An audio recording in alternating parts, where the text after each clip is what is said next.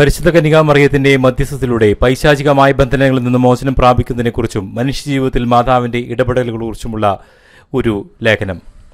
നമ്മുടെ ജീവിതത്തിൽ നാം പലപ്പോഴും കാണാത്ത ചില യുദ്ധങ്ങൾ നടക്കുന്നുണ്ട്. തിന്മയുടെ ശക്തികൾ മനുഷ്യന്റെ മനസ്സിനെയും തീരുമാനങ്ങളെയും ജീവിത സാഹചര്യങ്ങളെയും ബന്ധനത്തിലാക്കാൻ ശ്രമിക്കുമ്പോൾ അവിടെ ഒരു കാവൽക്കാരിയെപ്പോലെ പരിശുദ്ധ കന്യകാമറിയം നിലകൊള്ളുന്നു.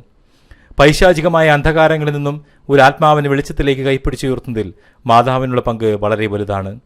പാപം, ദുശീലങ്ങൾ, അമിതമായ ദേഷ്യം, വിദ്വേഷം, നിരാശ തുടങ്ങിയവയെല്ലാം മനുഷ്യനെ പൈശാചികമായ ബന്ധനങ്ങളിലേക്ക് തള്ളിവിടുന്ന വാതിലുകളാണ്. ഈ അവസ്ഥയിൽ മാതാവ് ചെയ്യുന്നത് ഒരു അമ്മയുടെ സ്നേഹം കൊണ്ട് ആത്മാവിനെ പൊതിയുകയാണ്. മാതാവ് പിശാചിനെ നേരിടുന്നത് തന്റെ ശക്തി കൊണ്ടല്ല, മറിച്ച് യേശുക്രിസ്തുവിലുള്ള പൂർണ്ണമായ വിശ്വാസം കൊണ്ടാണ്. അവൾ നിന്റെ തല തകർക്കുമെന്ന ഉൽപ്പത്തി പുസ്തകത്തിലെ വാഗ്ദാനം ഉൽപ്പത്തി 3:15 മറിയത്തിന്റെ മധ്യസ്ഥതയുടെ ശക്തിയെ വെളിപ്പെടുത്തുന്നു. പാപത്തിന്റെ ബന്ധനങ്ങളിൽ നിന്ന് കുടുങ്ങിയ ഒരു വ്യക്തി മാതാവിനോട് പ്രാർത്ഥിക്കുമ്പോൾ അവൾ തന്റെ പുത്രനായ യേശുവിന്റെ കരുണ ആത്മാവിലേക്ക് ഒഴുക്കുന്നു. മാതാവ് നമ്മുടെ ജീവിതത്തിൽ ഇടപെടുന്ന അത്ഭുതങ്ങൾ കൊണ്ട് മാത്രമല്ല, സൂക്ഷ്മമായ ഒരു വഴികാട്ടിയാണ്. അസ്വസ്ഥതകൾ നിറയുമ്പോൾ ജപമാല ചൊല്ലുന്നത് ചിന്തകളെ ചിതറിപ്പോകാതെ പ്രാർത്ഥനയിൽ കേന്ദ്രീകരിക്കാൻ സഹായിക്കുന്നു. ഇത് തിന്മയുടെ ചിന്തകളെ പുറന്തള്ളുവാൻ മനസ്സിനെ പ്രാപ്തമാക്കുന്നു. കാനായിലെ കല്യാണ വിരുന്നിൽ അവർക്ക് വീഞ്ഞില്ല എന്ന് യേശുവിനോട് പറഞ്ഞതുപോലെ നമ്മുടെ ജീവിതത്തിൽ സന്തോഷം കുറയുമ്പോൾ, വിശ്വാസം നഷ്ടപ്പെടുമ്പോൾ ആ തകർച്ചകൾ തിരിച്ചറിഞ്ഞ് യേശുവിന്റെ അടുക്കൽ പരിഹാരത്തിനായി എത്തിക്കുന്നത് മാതാവാണ്. മറിയത്തിന്റെ പ്രാർത്ഥന എന്നത് വെറും വാക്കുകളല്ല, അതൊരു ജീവിത ശൈലിയാണ്.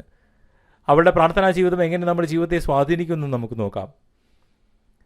ലൂക്കായുടെ സുവിശേഷത്തിൽ നാം വായിക്കുന്നു, അവൾ ഈ കാര്യങ്ങളെല്ലാം തന്റെ ഹൃദയത്തിൽ സംഗ്രഹിച്ച് ധ്യാനിച്ചു. പ്രശ്നങ്ങൾ, പ്രതിസന്ധികൾ വരുമ്പോൾ ഉടനടി പ്രതികരിക്കാതെ ദൈവത്തോട് ചേർന്ന് നിന്ന് ശാന്തമായി ചിന്തിക്കുവാൻ മറിയം നമ്മെ പഠിപ്പിക്കുന്നു.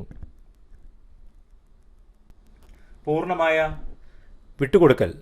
ഇതാ കർത്താവിന്റെ ദാസി, നിന്റെ വചനം പോലെ എന്നിൽ സംഭവിക്കട്ടെ. ലൂക്ക 1:38. തിന്മയുടെ ശക്തികളെ തോൽപ്പിക്കുവാൻ മനുഷ്യന് വേണ്ട ഏറ്റവും വലിയ ആയുധം ദൈവഹിതത്തിന് കീഴ്പ്പെടുക എന്നതാണ്.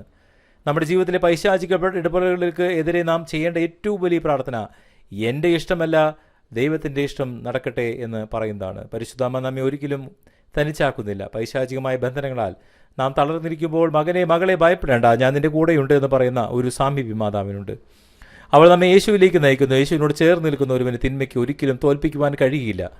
മാതാവിൻ്റെ പ്രാർത്ഥനയിലൂടെയും മധ്യസ്ഥത്തിലൂടെയും നമ്മുടെ ജീവിതത്തെ എല്ലാ ഇരുളും മാറി ദൈവത്തിൻ്റെ സ്നേഹം നിറയട്ടെ എന്ന് നമുക്ക് പ്രാർത്ഥിക്കാം.